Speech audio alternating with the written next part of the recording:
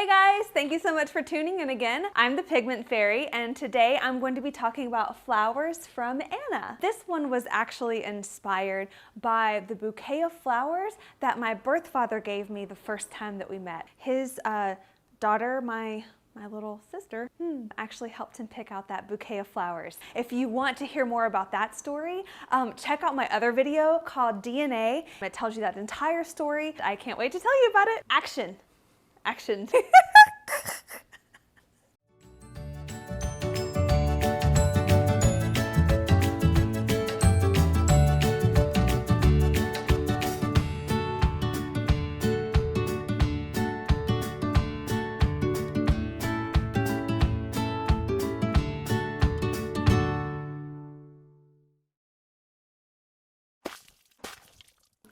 Thank you so much for joining again. If you haven't met me yet, I'm the Pigment Fairy, and this whole channel is about inspiring those sparkly dreams inside of you through art and inspiration. So this is a canvas.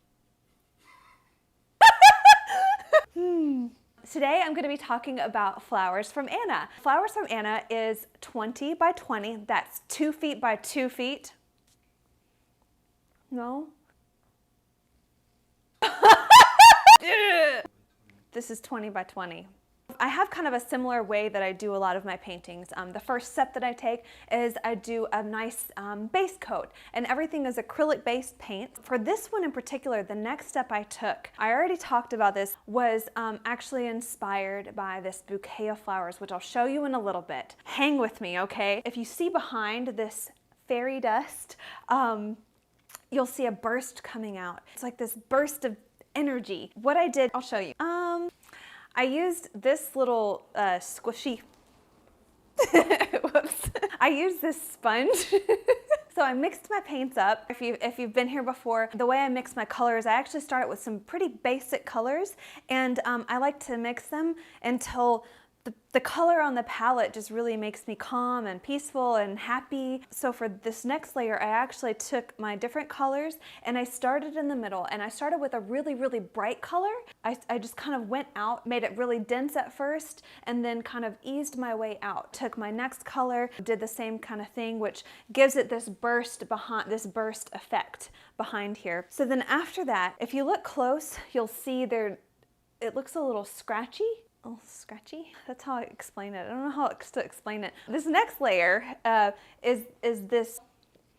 That's this stuff, regular gloss gel. I took my palette and I smushed it on there. I did it on both sides because I wanted it to be very even. So I wanted to kind of be semi-symmetrical but chaotic. I put this next layer on using my palette knife. To get it all scratchy looking, I used a really sophisticated tool, a fork. I took my fork and I just scratched it. Just made it cool looking and scratchy looking. What this does is it actually gives this almost this stained glass feel. So if you look really close, you can still see after I added my next layer of paint on top of the gloss gel, you can still see some of the burst behind it. Broken fork. So then the next layer I did, which is, if you look over here, the texture is a little bit different than the gloss gel, and that's going to be that extra coarse pumice. I love using this stuff. I have so much of this. It's a huge, it's like 32 ounces of this stuff, and it's really interesting. Oh, it's messy. It's really messy, but it's cool. So you want to like dip into it. You want to wear gloves. You can scoop it out, and then you put it on from the sides. I need my wand. So after I put my layers of texture, I like to blend a lot. I took my next layer of paint. In order to thin it out, I did two things. It's called retarder, and I just do a little bit of drops in the paint. And then in order to make it a little bit thinner, I also put just a little bit of water in, and I mix it up with my palette knife, and then just kind of keep going. And from color to color, I just add a little bit more of the next color until it kind of fades out. After that is my favorite part, which is this fairy dust going down the middle. I've shown you that before. Check it out in that DNA. I show it a little bit better in the DNA video. I take it and I use this just regular spray gel, not gel. I use regular spray glue, and I spray it down the middle, and I just like, I use this really messy, cheap, really messy brush, and I splash it back and forth. For this one specifically, I took some copper acrylic paint and also some, it's called Radiant Gold acrylic paint, and mixed just, like I said, a touch of water so that it splatters better. And I take another paintbrush and I dip it and I splatter it on each side. And it's a lot of fun. It's a lot of fun. Whether you like this or not, or you think it's pretty, or it's even your thing, if you're more into realism, that's awesome. I'm not the best with realism. Usually things end up being kind of crooked and funky looking, so I stick to just what makes me happy. I lost my train of thought. Art, happiness.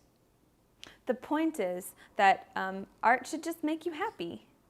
Oh, I remember what I was going to talk about. I remember. Okay, so the point of art is to make you happy and to have fun. So honestly, whether you like this or not, if you're doing some sort of art, that's the point of it. You know, a lot of people, they'll try to take classes, which I recommend. Classes are fun, they're great, but don't be so hard on yourself when you're putting your art together. The point is to be happy and to be inspired and to make your muse happy, you know?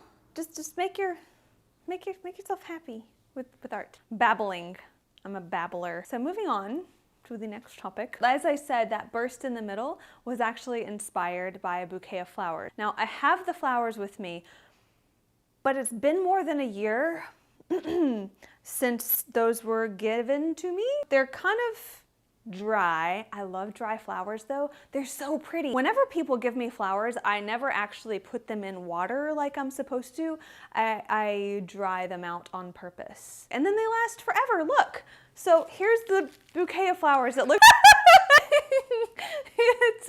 they're crispy and fragile. So this is a different flower. It's from a different occasion. So anyway, as you can see, it doesn't look a lot alike, but before they did, this orangey, kind of pinkish orangey salmon orange. It's more orange than salmon, but the original was a lot like that. They actually look nothing like this painting right now, but when they were fresh, I kept them by and I looked at each little flower. I took different colors from each little one and mixed until it looked exactly like the color, or at least from my eyes, what it looked like. Maybe that's just a little creepy. I'm gonna put these down now.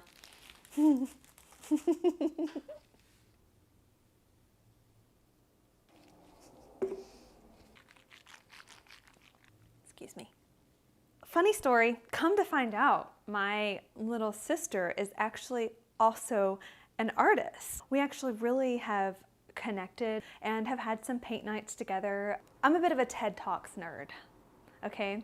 And I watched this one TED Talks with Elizabeth Gilbert. She wrote that book, Eat, Pray, Love. It really hit home with me because she explains that it's not really like her, it's some outside muse that's kind of like working through her. Sorry, there's loud people, and that's okay, that's okay. You know what? Everybody should be happy and live happy and be loud if they want to be loud. Right outside my window, that's fine.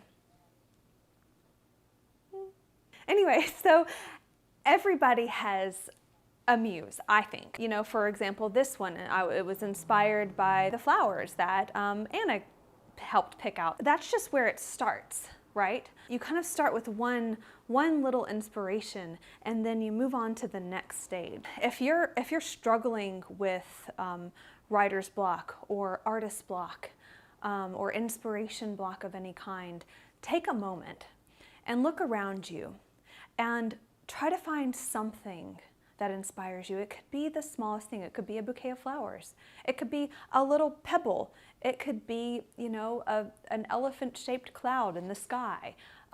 It could be the sound of your mom's voice. It could be a song.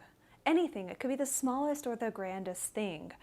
but try to focus on that one thing and start from there, because that's where you can build. It only takes the tiniest little spark of inspiration to build off of. It doesn't matter how dark you think your sparkle has gotten. It only takes a little bit, a tiny little fleck of fairy dust from something to build off of. And you can go from there. What I have to say about that? It sounds silly or airy-fairy, but it's true. Once you find that one little pop of inspiration, there's a thing in front of me. Once you find that little spark of inspiration, I'm telling you, it just builds and builds and builds. I have another video, it's called Rebirth, and it's about finding that one little thing that can just build and pull you out of wherever you're at.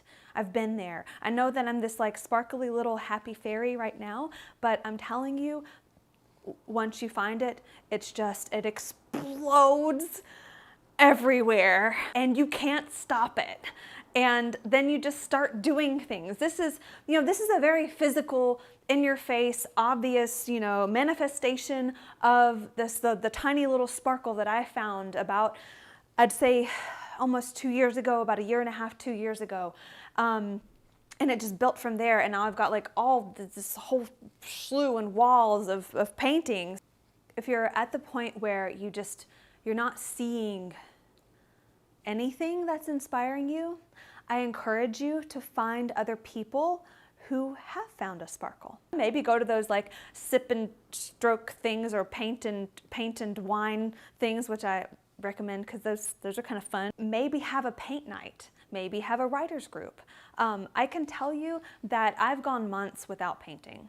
This is after I found my sparkle. And it's just like, you have to really hang on to that sparkle, because when you do, it's easy to lose it. It really is. And one way that you can prevent that sparkle from diminishing, or that you can find that sparkle inside of you, is by getting together with a group of people. There's no sense in being around people who are gonna just drag you down and try to fizzle out, put out your little sparkle. Whatever it is, if you're trying to think of your next venture, your next business venture, it's just gonna take like one little thing of inspiration, and it explodes from there. And that's it. Thank you guys so much for sticking all the way through. If you found any inspiration from today, please go ahead and hit that like button. And if you feel so inspired, I would love for you to subscribe. And don't forget to hit the notification bell so that you can be notified as soon as my next video comes out. So I do have a question of the day for you guys. How do I word this? Oh, I know. Excuse me, sorry guys.